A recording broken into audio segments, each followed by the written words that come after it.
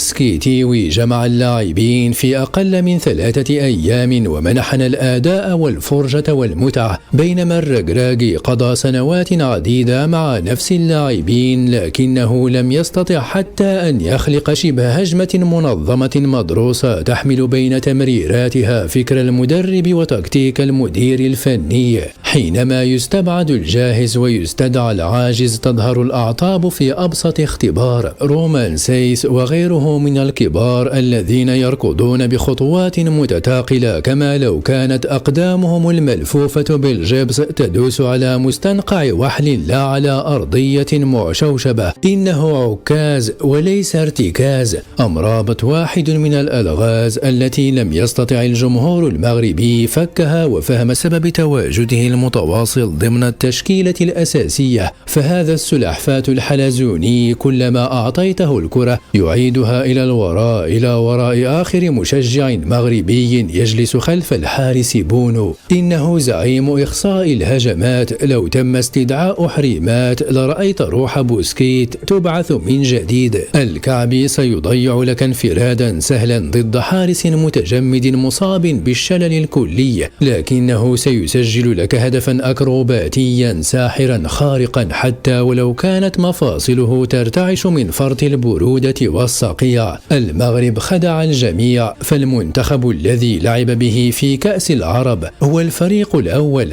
أما هذا فهو المنتخب الرديف. وأسفي عليك يا آسفي، أناس أهلكوا بالسيل الناسف، قطرات مطر تحولت إلى جريان جارف، أرواح ضاعت بين تهميش وتأخر مسعف، فاجعة عرت وكشفت هشاشة ما خفي، بنية تحتية لم تصلح منذ عهد اليوسفي. حدث هذا حتى في إسبانيا، هراء وكلام فلسفي، ماذا عن فاس ضحايا السقوط الخاسف؟ هل قدر أم فساد واهتمام بالسفاسف؟ مواسم مهرجانات وكل أنواع المعازف، المواطن مستمتع غير منتبه لجرحه النازف، بل يرمي الأزبال في الشارع بسلوك مخالف، كمن يقطع الشجر ويبحث عن ظله الوارف، ثم ينتقد ويرتدي ثوب الفاهم العارف، يسب البلاد ويلعن جمال الزخارف، صفقات أخنوش تمرر بالوساطة والمعارف، رئيس الحكومة لم يزر مدينة آسفي بحذائه أبدا غير مجازف.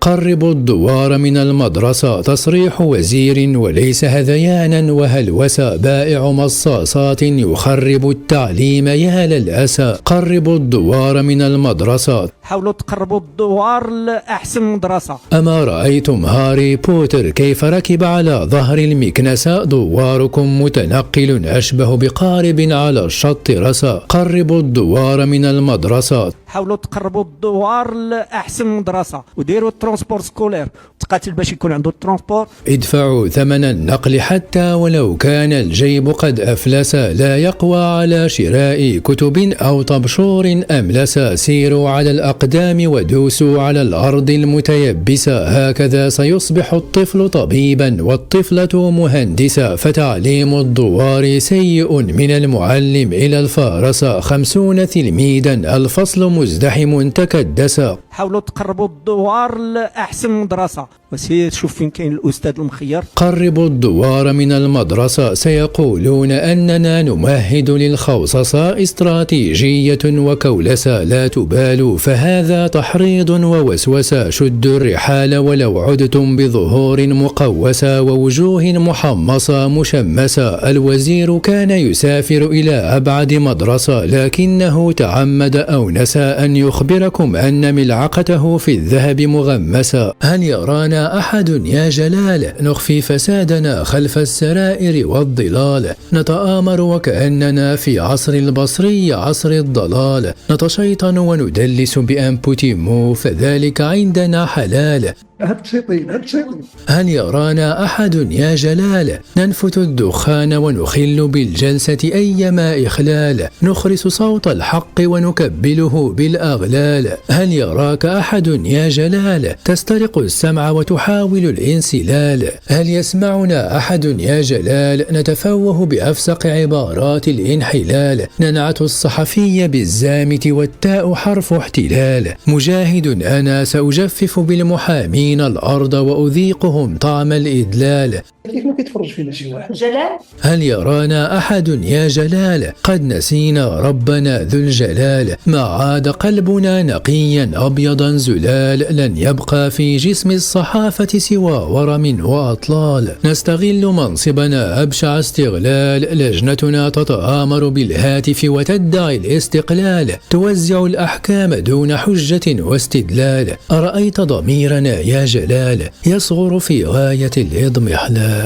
أرأيت منصيري كيف ترك الكرة ودار ولف، هكذا المسؤول يدير ظهره حتى ولو وعد وحلف، بل وحتى ولو رأى بأم عينيه مكمن التلف. منحوا الكساب دعما ورفعوا ثمن العلف، هي ليست مساعدة بل وكأنها سلف، هو دين وقرض فقط الأسلوب اختلف. انتظرنا عاما كي يكثر القطيع ويولد له خلف، وها هو العيد قد اقترب جاء دلف، ليعم الغلاء مجددا من كل طرف. 43 مليارا سرقت لن ننساها ولو أتى الخرف. القضية طمست وأغلق الملف، دفن بالأرشيف وضع في رف، لم يكشف من سرق ومن صرف، من تعشى بالمواطن وانصرف، من عن الطريق زاغ وانحرف، من للصوصية امتهن واحترف، من على قوت الشعب تغدى واغترف، ليعيش البذخ والترف.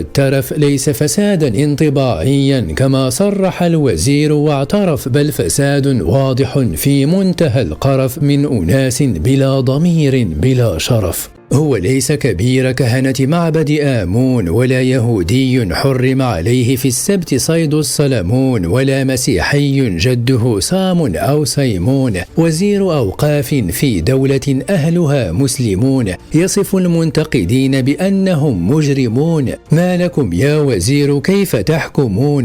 رفض الخطبة الموحدة ليوم الجمعة المبارك الميمون ليس جدلا أو نزوة أو ارتفاع هرمون، بل لأن وقعها في الأسماع كوقع مذاق الليمون، لغة لا يفهمها الأسلاف ولا حتى جيل البوكيمون. خطبة بدل أن تناقش لب الطعام تناقش رائحة الكمون، قد سكنت الوزارة دهرا وجسدت معنى الكمون. أما حان وقت الرحيل أم أن منصبك إلى يوم البعث مضمون؟